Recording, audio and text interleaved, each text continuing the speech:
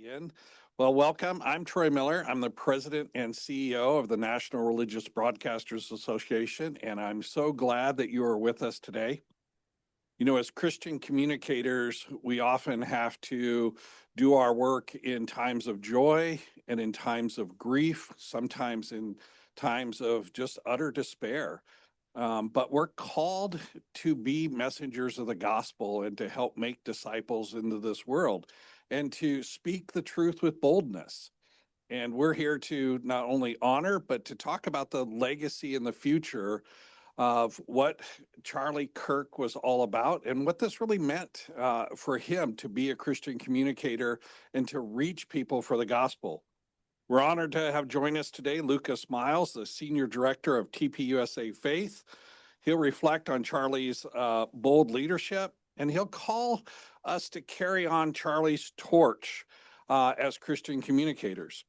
So before we get started here, if you have any questions, please drop those in the chat. And at the end of this, we'll go to that and we'll start taking questions between Lucas and myself. So Lucas, thanks for being with us. Let me introduce you this morning. Lucas Miles is a trusted voice in America's church who has constantly addressed some of the most challenging topics in theology, politics, and culture. He hosts TPUSA Faith's flagship podcast, Strong Church with Lucas Miles, focused on equipping believers to stand firm in biblical truth. Lucas has been syndicated in articles across both political and religious news outlets such as Newsmax, The Blaze, Flashpoint, Fox News, The Washington Times, CBN, and Christian Post, just to name a few. In addition to his latest book, The Pagan Threat, Confronting America's Godless Uprising, Lucas is the author of the best-selling Woke Jesus, The False Messiah, Destroying Christianity, and the widely read The Christian Left, How Liberal Thought Has Hijacked the Church, and the critically acclaimed Good God, the one we want to believe in, but are afraid to embrace. Lucas is an ordained minister since 2004. He is the lead pastor of Influence Church in Granger, Indiana, and he is a president of the Influence Network. And he said he is the senior director of TPUSA Faith. Lucas, thanks for being with us today. Troy, thanks for having me on. I always enjoy seeing you, and just even honestly, I've been going so hard lately. Having an hour conversation with you, it just feels like a comfort. So I'm looking forward to our talk. Well, you've been a good friend of NRBs and a good friend of Christian communicators, helping people for a long time. So tell us about how did you first meet Charlie and get engaged with TPUSA Faith? I first met Charlie actually through NRB the first time. So I mean, that's a great success story, even right there, which I don't think you even knew. But that was the first time I interacted with him, and we shook hands. I said hello. It wasn't any sort of deep engagement. I'm sure he probably left and did not remember who I was, or there was no prominent connection at that point. Later, I think I had seen him maybe a couple years in a row at NRB, and then I ended up having him on my podcast show during the 2020 with COVID. And so he came on the show, and I remember his team told me, we have about 20 minutes, with Mr. Kirk. And we get in there, and I was happy for any time, and we're doing the interview and everything else. And we get to about 18 minutes, and I start winding down. He goes, "Oh, no, don't stop. I'm enjoying this." He's like, "Let's go another 20 minutes." And so we kept the conversation going, and we kind of hit it off there, and I think that he was surprised to find somebody who had read Hegel and who could talk about philosophy and that, understood some of the theological challenges of the day. And, I've been, of all the things that you mentioned, the thing I've been the longest is a pastor. I've been pastor in the same church now for my 21st year this October. And that's a rarity in today's world to be at the same church for that long. But I ended up getting kind of brought into Charlie's ecosystem a little more when I think somebody on his team had got a hold of my book, I can't remember if it was the Christian Left or Woke Jesus originally, but they ended up inviting me out to speak at one of the pastors' summits that TPUSA Faith did in San Diego. And I was on stage with Dr. Jeff Myers from, they probably From much like Summit, yeah. NRB and Turning Point, like if we're going to test out a speaker, we're going to put you on a panel first, So that's kind of where we see like, okay, can you handle this? And maybe if you can handle this, we'll give you your own thing later. And so I was on a panel, and John Cooper from Skillet was with me, Oh, yeah. a friend of NRB, and then Dr. Jeff Myers, again, a friend of NRB from Summit Ministries. And I'm also Summit faculty, so I've known Jeff for a long time. And but both of those guys, actually John and Jeff, I met at NRB, so I'll give props where it's due. I was on stage, we did our panel, and it was just one of those days where, like, as a speaker and communicator, I just felt like I got all of my stuff out that I wanted to get out. Like I hit all my points, like they were succinct, I felt like they landed, audience response was good. And it was my first time to do anything with Turning Point, so I left feeling like, hey, I think that went really, really well. Jeff and John were awesome as well, and we were all going to go to dinner afterwards. And so John's wife wasn't there, but Dr. Jeff's wife was, and her and my wife Chrissy were going to meet us backstage, and back in the green room. And so we're walking back, and we have to kind of go through a little hallway before we get to the green room. And they pass by, and I'm the last one. And the elevator opens up, and it's one of Charlie's security guys, and then Mikey McCoy, his chief of staff. Oh, And they said, yeah. "Mr. Miles, Mr. Kirk would like to see you upstairs." And so, like, I didn't have my phone on me because my wife was holding my phone while I was on stage. Nobody else saw me go in the elevator. And so all of a sudden I just disappear. Like Chrissy thought I got kidnapped by leftists, and so I was gone for like 30 or 40 minutes. Charlie wasn't feeling good, I found out later. He was watching a live stream of the event in his room, and he had just really enjoyed the session that we did. He was intrigued by some of the things that I shared. And, again, I'd met him 3 years earlier, and I come in and he goes, "Why don't I know who you are?" And I'm like, "Well, actually, we met. Actually, you did my show." I don't think he had any memory of any of Oh, that. yeah. The humbling moment there. And I'm like, "Well, you're Charlie Kirk, and I'm just a guy in Indiana." And so he just said, "Hey, I want to get behind you. Whatever we can do, I want to bring you out for some events. We're going to talk more. I want to get behind your books. I want to get behind, your work at the American Pastor Project, which was an initiative that we were launching at the time." Right. And so, and he fulfilled all of that stuff. He had me out to Phoenix a month later, put me on stage in front of 2,000 people. He interviewed me for an hour and a half about my book, Woke Jesus. And there was just a deeper relationship that developed there. And so since then, I did his show, all of these things. So that leads us up to a year ago in May. So now almost a year and a half later, I did Charlie's show, and I was there for another event. And Charlie kind of confided in me afterwards, and we'd gotten on a text basis, and we're sharing, things back and forth periodically. And he told me, he said, "Hey, we're thinking about changing some stuff in the faith department." He goes, "It's really been impressed upon me that we need a pastoral figure at the helm of this." Mm, Rob McCoy's been around Charlie for a long time as a right. pastor in his life and sort of a pastor emeritus at Turning Point, but he's not, he's not operationally running day to day or managing staff or anything like that. And Charlie really felt like they needed somebody who was kind of part entrepreneur, part communicator, part pastor that could come in and do that. And there was no light bulb in me that was like, "Oh, pick me." There was no moment where I was like, "Oh, this, he's offering me a job." I just said to him, I said, "Hey, I think that's a great idea." I was very content in everything I was doing in our ministry, and as a writer and doing a show on Epic Times and different things like that. And he said, or I told him, I said, "If you need me to help you vet somebody, let me know." I said, "I'll fly out on my own dime, get 3, 4, 5 character, or applicants together." I said, "I'll sit down with them, and I'll run them through the ringer here. We'll make sure that you got the right fit." And he's like, "I might take you up on that." He called me a month later, and I actually text me at like 10:30 at night Eastern time. I live in the Eastern, like I'm the last county of Eastern time. And he's like, "Can you talk?" And it could have been 3 in the morning. He was Charlie Kirk. I would have taken the call. And I jumped on the phone with him, and he started saying, "Hey, I do think I'm going to need you to be a spiritual advisor on this thing. I really want you to speak into this." He's using this language, and I'm still thinking he just wants me to come out and vet some candidates for him. And so I said, "Yeah." I said, "I'll come out there, and who do you have? Who are you looking at?" He goes, "Oh, no, no, you're misunderstanding me." He goes, "I'm offering you a job." He goes, "You're the guy." He's like, "There's nobody else." He's like, "It's always been you. The Lord told me, like, you're supposed to do this." And that was not on my bingo card. And of course, we prayed about it, and Charlie's very convincing. It's hard to prove him wrong, and he won the debate, and I said yes. So I still pastor my church in Indiana. I commute to Phoenix. I go back and forth all the time. And it's been the honor of my life to serve Charlie Kirk this last 18 months. I was impressed by the man before I got to know him. I was impressed as I got to know him. I was even more impressed as I served him for the last 18 months. He was better and more honorable than what most people even know. And he gave it all for the sake of the gospel and the cause. And that's something I will never forget.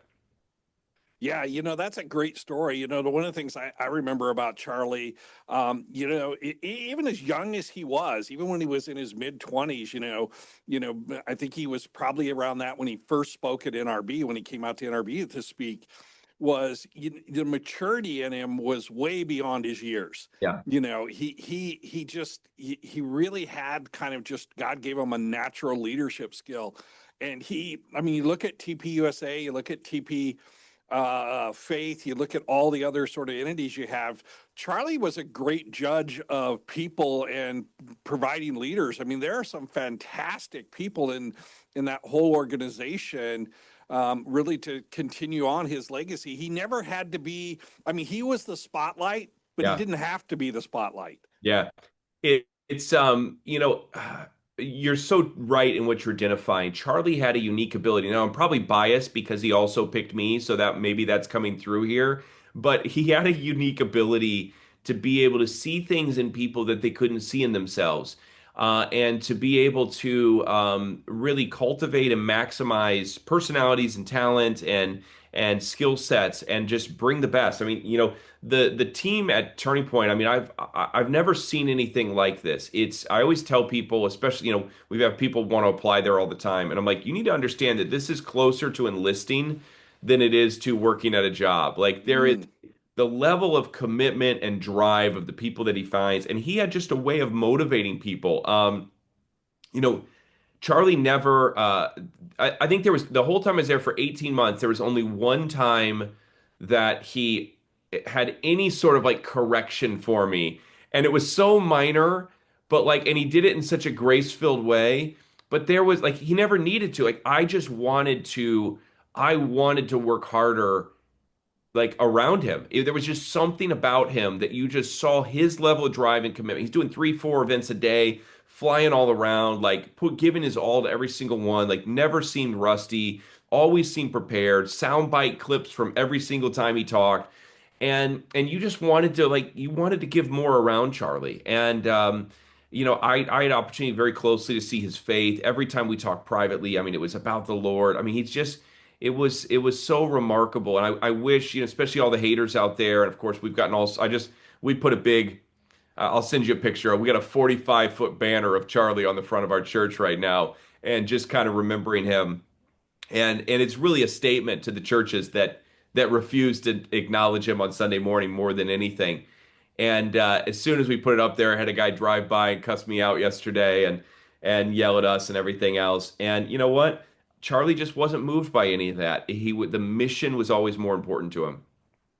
Yeah, and that's one of the things I think, again, so impressed about him and the organization. He was able to keep not only himself, but the organization focused on the cause. And look, I've been around leadership for over 30 years, longer than Charlie was, with us. And to see that kind of skill and that kind of passion in him, he really held that passion for people. We talked about Yeah. this, you and I've talked about this before.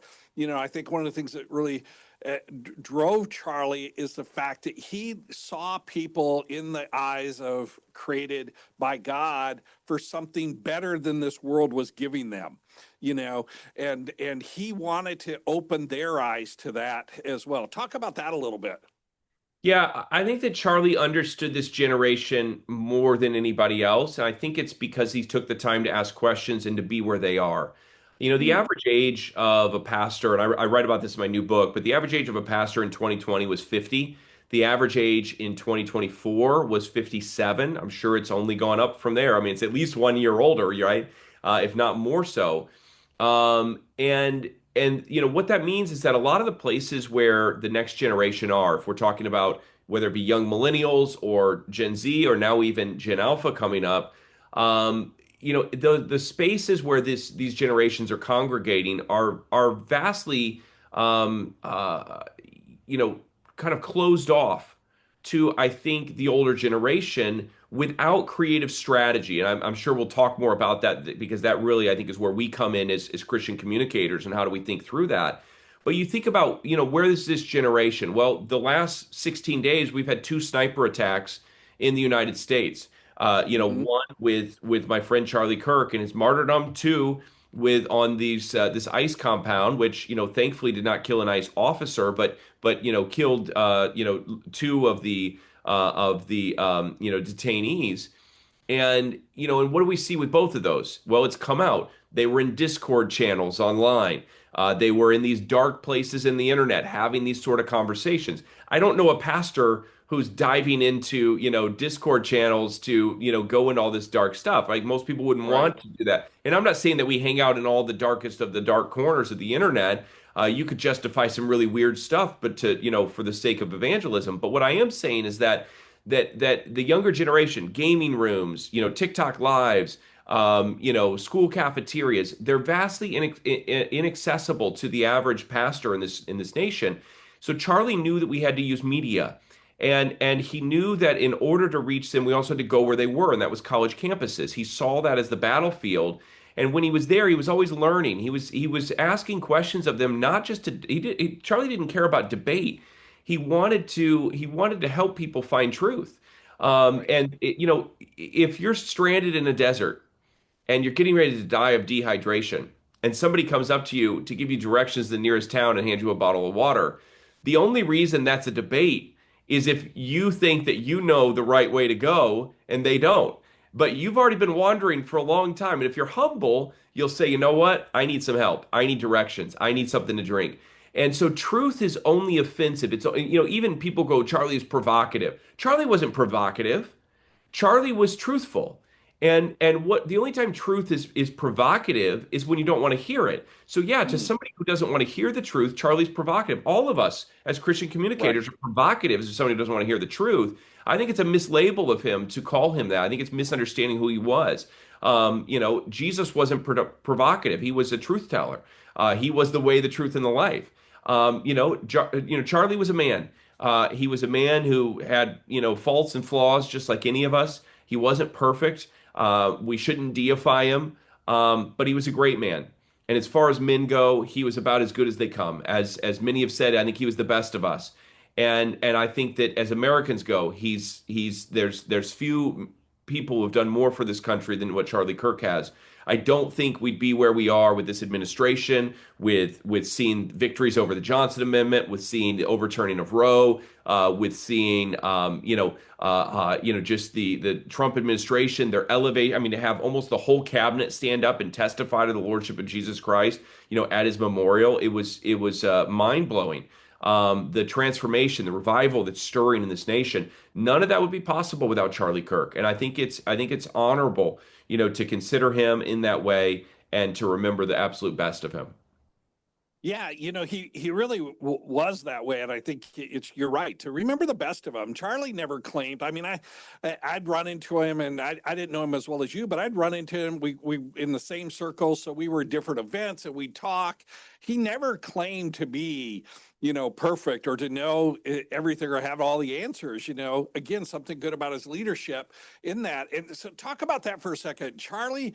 He, like you said, he really he cared about people. He didn't care about the debate. A lot of people care about the debate, right? They Yeah. they want the debate. They want to win the debate. At the end of the day, Charlie wanted to lead, as your analogy showed there. He wanted to lead that person to the right place with the right resource on the way, the water, get it and lead that person.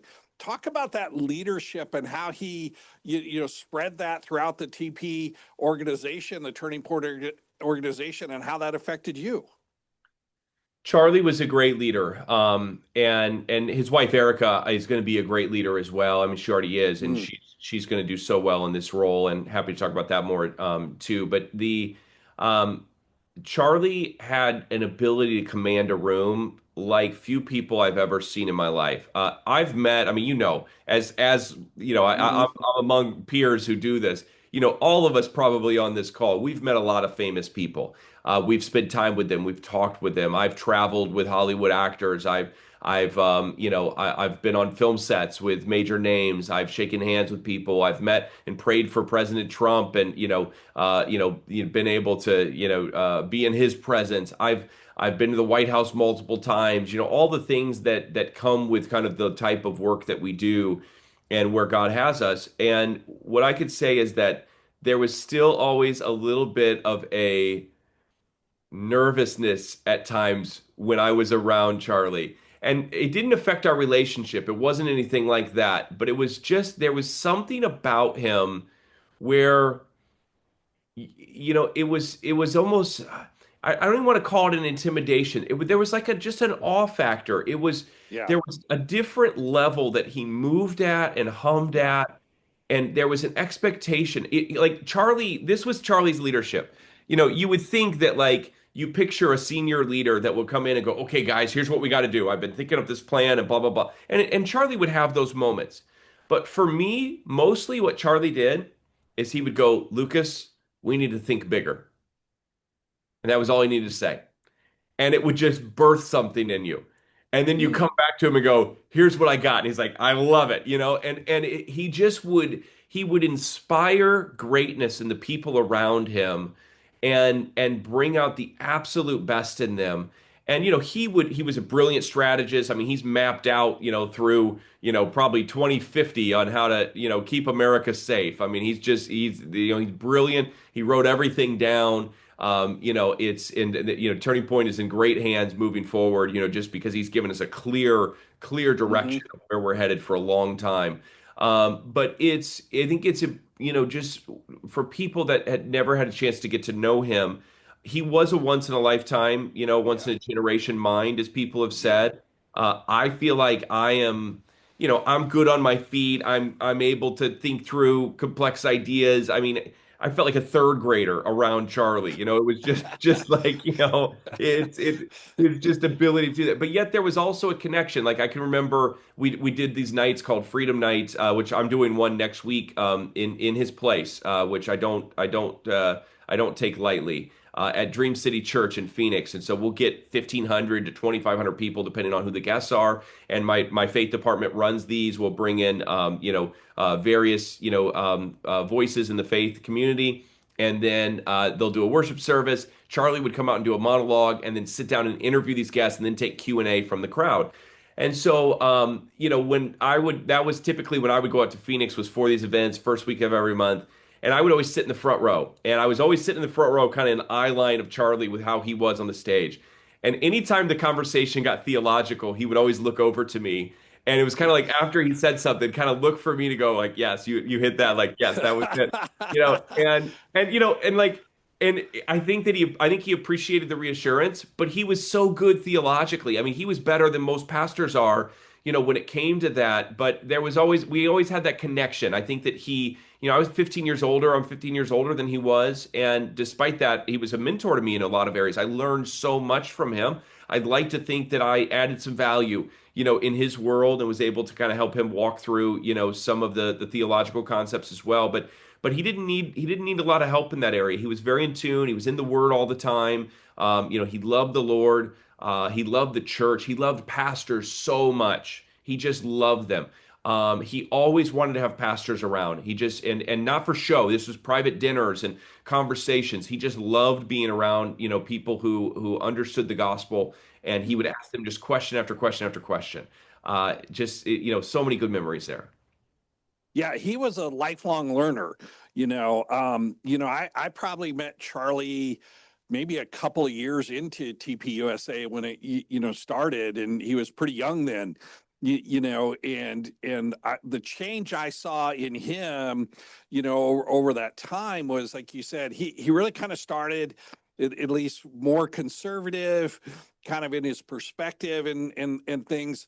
But I think he realized, and he and I had to talk about this, when he realized that that the foundation of faith that was behind it all, conservatism without the faith. And then he was already a Christian, but he dove in deep to be able to understand and answer those questions, and he was, like you said, he was well read. He was a constant learner. Talk about for a second some things that we can learn about that from Charlie, because about his preparation and how he did that to engage with people. Yeah, he never stopped learning. And I this is something that I was conscious of before his passing. Since his passing, I've been a lot more conscious of it. The last 16 days, I haven't had time to, read or write my name for that matter. It's I can't even communicate the level of overwhelm. Mm-hmm. I told my wife the other day and my parents came to NRB a couple times just to see what I do and everything else and follow me around. I think I exhausted them on the first day. And I said, my life right now is like if I was going to NRB for 16 days straight. On top of that, hosting a 3 hour live show, taking about 1,000 text messages, all this. I mean, but I'm comparing my world because the only place I know that's as crazy as what I'm doing right now is NRB week of the excitement and everything that happens there. And it's like that every day, but except for it's gripped in a lot of pain. It's gripped in a lot of heartache, in terms of what we're going through right now. But it's Charlie loved to learn, and I've been, since his assassination, I've just been, I've made a new commitment in my life that I've got to go harder. I've got to, there's a lethargy that has come over the American church that Charlie hated. And he loved pastors, but he also got so mad at pastors that he felt like were weak. Or, there was a church in Phoenix. Charlie would tell you their name if he was here right now. I'll spare that at the moment. But there was a church in Phoenix, a large church, and they would not touch the abortion issue. And Arizona ends up passing, one of the most progressive, Right. liberal, pro-abortion, laws. And Charlie felt like if these guys would have said so, I had to talk him down from putting a billboard over the church, like, just condemning them, for this. He was ready to slay a dragon over this thing. And looking back, maybe I should have, encouraged him to do it. He was so he loved the church, but he was always reading. But even more than that, he would gather people around him. I mean, I think probably a lot of people, you saw Frank Turek speak at the memorial. Frank's done a longer form, podcast on his experience. He was traveling with Charlie and because Charlie engaged him and mentor him in these areas. And as Frank said, like, how do you teach a guy who knows everything, anything? And Frank's comment was like the only thing about Charlie that surpassed his intellect was his humility. He would Mm-hmm. learn something from everybody. It didn't matter any staff member. I would see him stop people. He'd walk through the halls and of the headquarters. We have multiple buildings. He'd pop in a building and he would just say, "Tell me what you do. What's the hardest thing about your job? What's an idea that you've had that we're not doing right now? If you could do anything differently, what would it look like?" He just always had these questions like ready to fire. And it would catch everybody off guard, and you'd just be like, but like he would learn something as they got that out. He would draw the best out of them. He loved having people like, the president of Hillsdale, around him to ask him questions. He loved pastors from all different denominations. We've seen people try to claim Charlie, oh, he was this or he was this. And I don't think Charlie, was able to be owned by any of that. I think that Charlie was just a guy who loved the Lord and loved the church. And he loved learning from pastors. He would learn from a Catholic priest the same way he would learn from Doug Wilson in the Reform movement or Vody, and want to, Vody. I mean, man, I got the news of that, and what a tragic, loss for our community here as well. We have lost, four juggernauts of the faith in the Right. last, several months, and it's this should be this puts an exclamation point, I think, even more on the conversation is we have to rise up. I can't be Charlie Kirk, but Right. I can be the best Lucas Miles in my generation. And what that means is I need to take the lessons from Charlie of being a lifelong learner, of pushing myself, of pushing my body for the sake of the gospel and the sake of the next generation, of thinking strategically. I have to draw from that sort of spirit, that picture that we saw in him, and then some, to be able to do what this world needs right now. Yeah, that's a great point, and it's that passion, as you said, and that energy that he had for what he did. I've often thought about this since we've lost Charlie. That the Apostle Paul says in the Bible three times he writes. He says, imitate me as I'm imitating Christ." I don't think Paul wasn't trying to step in and be Christ. Paul was just saying, look at the energy, look at the passion, look at the commitment that God's given me to do this, and try to imitate that as Christ. And I think that's one of the things that we can look at Charlie when we look at kind of who he was and his legacy, especially those of us that are Christian communicators. I mean, Charlie was not only like gifted, like you said, God gave him a gifted intellect, and he gave him that gift to want to learn. But Charlie was also an incredible communicator when he talked to people. And I'm like you've seen all these comments, and I've made some comments about Charlie, and then somebody will come in and go, "Oh, he was this or he was that." And I often say to him, "Give me an example of that," because there really isn't examples out there where he was these racist kind of person people try to the left's trying to make him out to be. But he was a communicator, and he knew that communication was so important to what he was doing. Talk about that. Well, I think it was Don Jr. And it's amazing that I'm quoting Don Jr.'s use of scripture and reason and logic. And I mean, we saw the highest officials in the land and some of the most prominent leaders in the nation share the gospel at the one of the most televised events in human history. It was Right. absolutely amazing. Don said about Charlie, I think he acknowledged the accusations of he's fascist or something like that.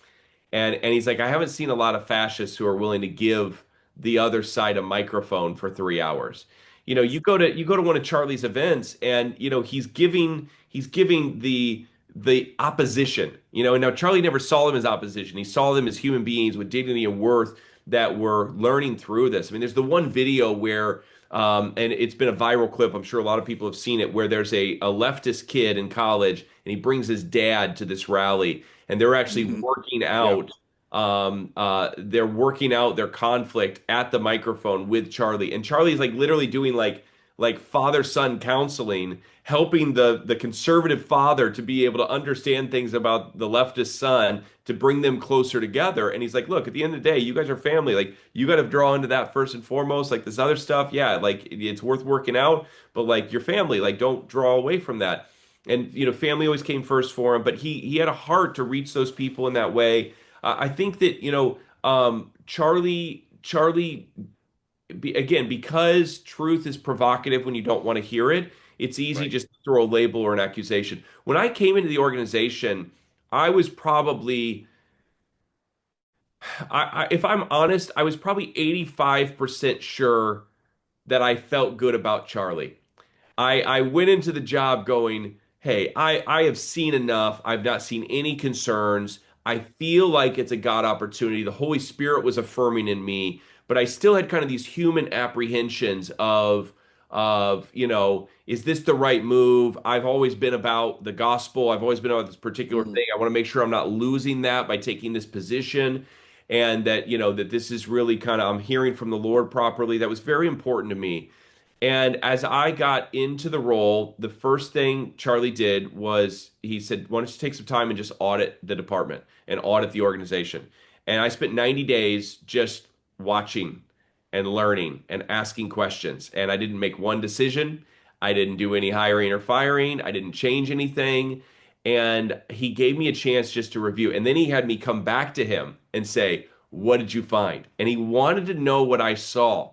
And I remember going through that list, and he's like, some stuff he was aware of, and he's like, I know, I don't know how to fix it. And I would be like, here's what we have to do. Other things he was like, man, I've never thought about that before, but you're absolutely right. I think some stuff was a surprise to him, but he gave me time, to really to do that, to be able to navigate, through there. And he just had a heart for, empowering his team. But when I got through on the other side, what I can tell you about Charlie Kirk, after the last year and a half with him, I mean, I flew with him at times. I was at multiple events with him. We shared stages together.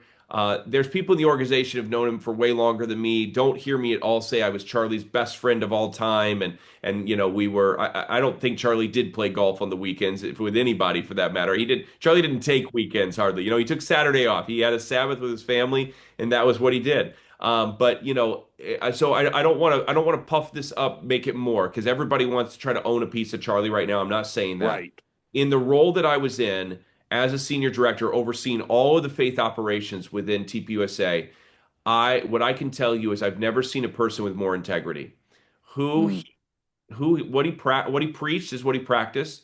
Who he encouraged other to be people to be is who I saw him be. He exhibited just a form of godliness. Was he perfect? No, of course not. He's human. But again, he was a great man and a very integrity filled man, and the type of person that made me want to be a better man. There were many moments where even in my own life where I thought, you just have those moments of whether it's slacking off or just shutting down for a second. And I remember, I mean, there were moments where, my first thought was, Jesus, I got to keep going. Right behind there was a second thought of like, Charlie would want me to push harder on this. And it just like, there was a motivation there. Again, he just had a way of drawing out the best in people. Yeah, that's great. We've heard that Charlie said, was asked, what he wanted to be known for, if he passed, and he said Yeah. he wanted to be known for his courage and his faithfulness in that. And he was very aware. I remember I saw him at a CNP probably 9 months ago or so. He was very aware of the threats that were out there. I mean, they weren't Yeah. just far off. He was very aware of those, yet he never succumbed to backing down on, as you said, the truth. And he knew what came along with speaking the truth, but that didn't sway him at all. Like the courage he had to just stand up because his deep love for people, because he knew at the end the ultimate thing was about eternity. What was it going to be like when they stood before God? Let alone standing up here in the mic before me. What's it going to be like before? And a lot of people, a lot of pastors, a lot of communicators today kind of they shy away from these topics because they don't want to be seen as that quote that counterculture in the culture, or those threats. But I think that's one of the things that we could take away from Charlie was this young man's boldness for the love of people. I had a dinner with Charlie, and it's actually one of the it was one of the longest times I spent with him. It was me, him, and Mikey McCoy, and we had dinner at a nice restaurant in Arizona. We're sitting outside, and we probably were there for 3.5 or 4 hours.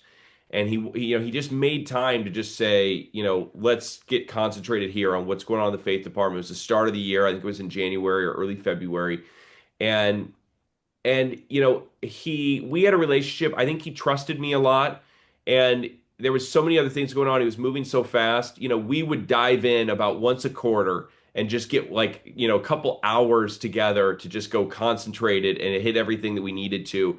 And then the rest of the time it'd be text messages or maybe a quick call or a telegram message or something like that. And so at this particular meeting, we talked for a long time. We talked, just philosophically about the department, about our activity. And Charlie said something, and I'll never forget it. And he said, Lucas, he goes, I want to see us get more gritty this year. He's like, if we are not doing ministry within, our faith activity where we're close enough that somebody can punch us, then we're not doing it right. And he just wanted so badly to be in the trenches. He loved that, seeing that viral content where somebody's out there, not in an obnoxious way, but like sharing the gospel, and they're at a convention or a pride festival preaching, or they're at, Burning Man, and they're going around and talking to people. He loved the idea of going to where people were And the thought of safety, it was always important, to him. Obviously, he's had, two kids and an amazing wife, and so and he knew that the organization was counting on him to be there. And I mean, his team is so amazing. Frank said this. I'll just echo what Dr. Frank Turek said. His team went so above and beyond, and they did that for him every day. I mean, here's the straight talk on situations like this. Um, when you're looking at something, when the world wants you dead, your security has to be right every single time. And the other side just needs you to be wrong once. And I'm not even saying that our team was wrong. I think our team did everything right. And I applaud those guys. I've had the chance to Mhm. hug them. Our team's prayed for them. Man, they loved, Charlie so dearly and still do. But I think Charlie knew the risks that were out there. He did the forward for my new book, Pagan Threat. I think that he understood the pagan threat. I think he understood that there was a Marxist infiltration and a godless infiltration in this nation that wanted not only him dead, but it wanted everybody who calls on the name of the Lord dead. He was just the name that people knew. He was the one, he was the icon that represented all of us. And my theology is pretty simple. John 10:10 says the thief comes to steal, kill, and destroy, but Right. Jesus says, I've come to, give life and life to the full. And I think that, Charlie understood the risks, but the reward was worth it for him. And now he received that martyr's crown. He's given it all. It's I think he showed us the way of how to have courage. I've been assaulted twice. I've had stuff happen to me, when it comes to the Mm. gospel. When I think about it, it's minor compared to what Charlie went through. Even before the assassination, he went through so much more, so much hatred, Right. so much, insults and death threats and everything else. Charlie's inspired me to be more courageous. And what he said about this, and I'll hand it back over, is, the one thing he taught me is that courage is the easiest thing in the world. That all you have to do is say yes. You don't have to be smart. You don't have to be. You really don't even have to be brave. You just have to say yes. You just have to stand up in the midst of a moment of truth and say yes to God, despite what Yeah. might happen to you. You can be scared to death, but as long as you say yes, you possess courage. Yeah, I wanted to spend a little time talking about those things because look, there's so many leadership lessons that we can get from that from Charlie's life. Like you said, he really lived a life that was well done, and lessons of that. But let's pivot for a second and talk about where do we go from here? Where's this movement? It seems like God has. We know the scripture that says what the enemy meant for evil, God has turned to good. And it seems like, boy, this really has sparked something in the culture. It's like a tipping point. Like this has really sparked something in the culture. I mean, the pour out for the memorial service, the people who were there, the fact that we had, as you said, so many of the people that govern and lead this country who stood up, not only just stood up, it wasn't political speeches. They stood up and talked about their faith. They talked about the gospel. They talked about, people. They talked about us coming together as a nation in unity. Where do we go from here with the movement that God has ignited for us? That I love this question, and this is something that's been on my heart for a long time. I think that it's an area that we have to get better at. Um, and I think that, there's some things that we can learn from Charlie, in this. First off, I believe that we really have to look for ways to become united around what I would call primary doctrine. As Christians, that we have to stop the infighting. Look, I mean, I love having conversations about, um, Calvinistic views versus, you know, Arminian views. I love having conversations about, once saved, always saved versus can you lose your salvation. I love having conversations about women in ministry. I love having, there's a lot of things that we can debate and talk. And we got people on this call watching, that have a bunch of different perspectives. But here's what I want to know. Do you believe and hold to the basic tenets of Christianity? So what are those? Well, we can find them in Scripture. That's the easiest place to go, and it's the source of all of them. But we can look at summaries of them, like the Apostles' Creed. And we start with the idea that God's our creator. Just by believing that God is our creator and holding to that, we can solve the debate about marriage, sex, gender, any of those things, sanctity of life, because the Bible makes it clear. If God is a creator, well, he's created male and female. He's created marriage. He's created life, and so life in the womb should be protected. He's created, just the makeup of who we are as men and women. I mean, all of that stuff. It's just that's one doctrine of Christianity, and it gives us a foundation for our conservatism and our view on a lot of these social issues. So we can go through the lordship of Jesus, the Trinity, the resurrection from the dead, heaven and hell, depravity of man. Progressive Christianity is heretical because it denies the depravity of man. It basically says, I'm affirming you in your sin, and that because it's not really sin, it's actually okay. It's good that you're like you. That's how God made you, just how you are. It's a form of some of these ancient heresies kind of working their way back. Augustine dealt with all this stuff. Right. This is already there, but we're back at it again. It's circled back around. And so unifying around primary doctrine is really important. And we need to stop the conversation. Oh, that person's a heretic because, they do this or that. Well, like there's time to say that person is a heretic. But we are much more, I think, freer with the term. And I think that we need to think more about unity first. So I think, secondly, I think we have to be very strategic, especially as media, professionals. We have to look for ways to use media and technology to think differently. I had a guy the other day on a show, and it was a Christian show. And, I've done 150 shows in the last, 2 weeks. And so it's I can't even tell you the person's name, honestly. But, he tried to keep getting me to say, like, we just need this next generation. We just need them to show up to church. Yeah. And I was trying to tell him, like, look, yeah, I would love for the next generation to show up to church, but we got to get them out of their mom's basement first. We got to get them out of the dark places of the internet first. We're going to have to use technology and media and strategy to reach them, to even get them, to invite them to church. You don't just walk outside and go, come to church. Like, you have to go to where they are. And where they are is they're in their basement on their technology, and they're not leaving. Some of these kids don't even have driver's license, and they're 18, 20 years old because the anxiety level is so high because of COVID and mass shootings and wars in the Middle East and threats of war in other places in the world and the trans cult and gender ideology. All this stuff has created so much trauma, fentanyl crisis, and they're struggling so deeply. And Charlie understood that, and he found a way to get to them. We can't be Charlie Kirk. As much as there's days where I wish I was Charlie Kirk. I would love to be, I'd love to have that mind and that intellect, but God didn't make me Charlie Kirk. He made me Lucas Miles. And as Lucas Miles, as Troy Miller, we have to figure out how to contextualize the gospel to this generation, the generation that is here 16 days after our friend Charlie Kirk was murdered.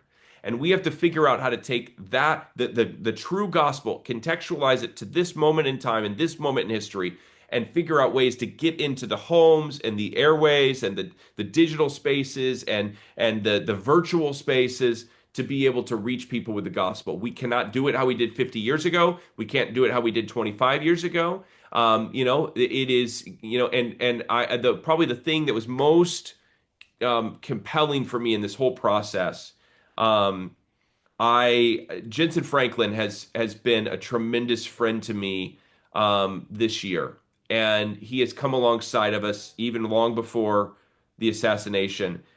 He called me the night I received, or the day that Charlie got shot. I was actually out of the country in Aruba, and I received a call from my assistant telling me that he was shot. It was bad. They don't know how bad yet.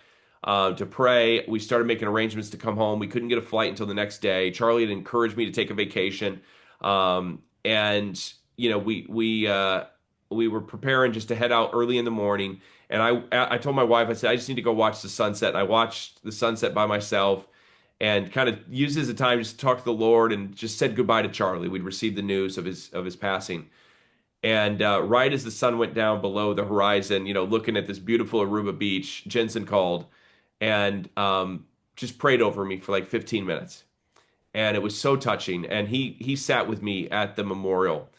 And um, in the middle of, I think it was Marco Rubio or JD, I can't remember, preaching the gospel to hundreds of millions of people, from the stage.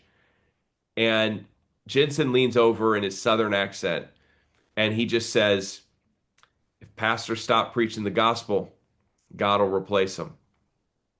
And I thought, wow. And, the reality is, to all of us as Christian communicators, I know not everybody on this call are pastors the way that you and I both are, Troy. But as Christian communicators, what I'll tell you is a lot of pastors have stopped preaching the gospel. A lot of churches have stopped preaching the gospel. There's a lot of churches that wouldn't mention the greatest martyr of our generation, who did more for this nation and the world and has led more people to Christ than virtually any evangelist in my lifetime. Um, and they won't even mention him because they're afraid of splitting their church. They're afraid of what that's going to mean. What I would ask you to do is to think about Gideon, who hid in a wine press, hoping the battle that was raging all around him would just pass him by until somebody showed up and said, "Arise, you mighty valiant warrior, get in the fight." And what I would say to you is there's pastors that aren't in this fight. And, if they don't get in the fight, that's between them and God. But if you're on this call and you're watching right now, I implore you, get in the fight. Arise, mighty, valiant warrior. It's your time. It's your moment. It's your season. You know, I think one of the things it was so good what you said. It was so good. That's such a call for us to get into the fight. I think one thing that the third thing I think Charlie epitomized was even though he wasn't a pastor, he shepherded people. He Yeah. shepherded them away from, the culture and the world, and he tried to protect them from the wolves. He Yeah. wasn't afraid to protect people from the wolves out there. It reminds me of the young David. He went up against Goliath. He said, "Look, I was a shepherd. I faced the bear, I faced the lion, I faced the wolf. But why are you letting these people mock God?"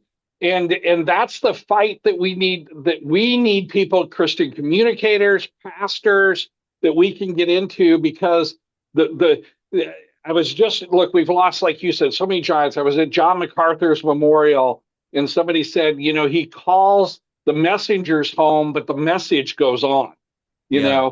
and he's called this messenger home, but we have the call to keep the message going on to a world and an America that is more open and more hungry for that message than ever before to hear that. So that's, I think, what we need to walk away with is that we as communicators, as Christians, as pastors, and look, everybody out there who has one of these things, right? You have an influence network that you can carry on as a Christian in the way that Charlie did and engage 100%. people for the glory of God and for the gospel and for the eternal hope that we have in Christ Jesus. Troy, if I can make a plug here, I have a real passion just to see, a lot of people have come to me and said, "Hey, how can we support what's happening, everything else?" Well, first off, TPUSA Faith is going to continue to be, a major part of NRB. And we're so thankful for the network that you have put together and the entire board and team there. It's been a home for me for a long time. I'm looking forward to being with you guys. I know that you extended. I don't even know if my team's responded. Yeah, there's been so much stuff going on, but I got your letter of invitation. I'm planning on being there. Yes, I accept. So I'll be part of that this new year. And I would say also, there's a lot of ways to get involved with TPUSA Faith and, TPUSA in general. And so, our various events, America Fest, it's a great place for, broadcasters. If you're wanting to cover, some of these hot topics, we have space for that. It's not dates. It's going to conflict with anything that's happening in NRB. We want to play nice, together. And I think that, whether it's podcasts or interviews, we have a lot of contributors that, I think as some of the initial triage phase that we're in right now, as we pass through that, some of our team and contributors are going to be looking for those opportunities to get out and talk on their platforms and to be out there. I've been, one of probably a dozen of our team that's been out in the media, quite a bit. And, my book dropping the Monday after Charlie's passing has been it's been insane, and there's been interest, and I'm it's been a gift one of our, Andrew Colvett, our chief comms officer, he said, this is, I told him I was struggling because it was doing well. And I said, I feel like it's doing well. I know why it's doing well. It's doing well because Charlie wrote the forward. He wrote the forward. And he goes, Charlie's given you a gift from the beyond. And he's like, he would want this to be a mega hit. And it has been. And I've been so blessed by that. And, the message at the end of this book is that strategy that Charlie and I had talked through and worked on of how do we reach people. And so, it's an interesting time. It's a painful time. It's a time filled with deep sadness, anger. At times there's rage, that I feel, denial. I've had that a lot of just like, this isn't real. I need to text Charlie. But honestly, the overwhelming emotion, and it's even hard to say this, the overwhelming emotion is hope. And it is that despite this, like this earth isn't our home. It's not about this place. We're moving towards something and where, there's an eternity in store for us. And it's really not as far away as we think it is. It's only one generation away each time for our lives. And that God is drawing us to a place where things are made as they should be. And I look forward to seeing my friend again. But in the meantime, let's do what he would do, and that's make heaven crowded. And there's a lot of work for us all to join in. And so I'm honored just to be one of all of you as a Christian communicator, broadcaster, and to be part of NRB. You guys have been so great with us, Troy. You reached out right away. Thank you. Well, look, we love you, Luke. We love all the people at TPUSA, TP Faith, the whole family there. We've been praying for you, praying for Erica, praying for the kids. As Christians, we don't grieve the same as the world grieves. We feel grief. We have grief. We feel the loneliness, the pain. We want our friend back. We want that voice back, but we don't have the despair. We know that Charlie, I just have this picture of Charlie kind of being the first one to say, "Hey, Bodie, hey, come on in." There's John MacArthur. John MacArthur and I've been chatting here, right after Jesus, well done, and that's the kind of faith, and that's what drove Charlie, was that kind of that knowing that hope, knowing that peace that was there. So look, we'll continue praying for you, and that we're here to support. Look, Lucas didn't ask me to do this, but his book, The Pagan Threat, really deals with what we're looking at in the culture today, because it really is about Christianity versus paganism. It really is the pagan threat that's going. It's a great tool. It's going to be a great resource. And yet Charlie did the forward because he knew that. And so it's going to be help for you individuals and for pastors. Lucas, we look forward to seeing you all at NRB. We're praying for Erica. I know she's coming up. I think she's on Charlie's show here about right now or shortly. We're going to pray for that. But again, I think we walk away with that call, as you said, unity for the church, courage for the church, to have the courage to do that and to shepherd people well. That's the legacy, in my mind, of Charlie Kirk. That's the legacy of who he was. He shepherded all the tools God gave him well for the glory of God and for the benefit of people. That's who he was, and that's who we need to be. Lucas, thank you so much for being with us. And keep up the good work, brother. Love you. Love everybody there. Love you guys. Thanks. Thank you. And thank you all for being with us today. Hope you can walk away even stronger in your faith and feel that call individually, whether you're a Christian communicator watching this webinar, watching this, or whether you're just an individual. Walk away understanding that you can reach people for the glory of God and for the gospel. And I know we've seen the bracelets. You can be a Charlie Kirk. It's okay to imitate Charlie Kirk. It's okay to strive to be that. But as Lucas said, be who God's called you to be. And so may God give you the strength. May the Holy Spirit give you the wisdom and the words as you go out and help this dying world. Thank you all for being with us.